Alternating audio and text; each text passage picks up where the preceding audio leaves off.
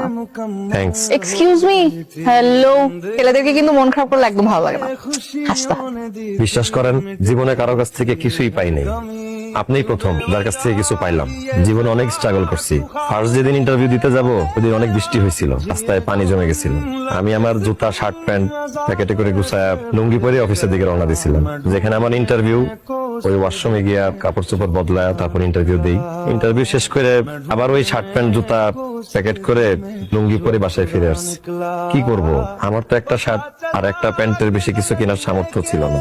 আপনার এটার কথা সবসময় মনে রাখবেন। এটা তো সবসময় মনে রাখলে চলবে না, সাথে সাথে আমাকে মনে রাখতে হবে। জি জি না, এখন থেকে আমাকে আপনি না তুমি করে বলতে হবে। কি তুমি মানে হচ্ছে নূপুর, বলেন নূপুর। নূপুর। তো আসতে নূপুর। Friends? ছেলে মানুষ এত লজ্জা পায়।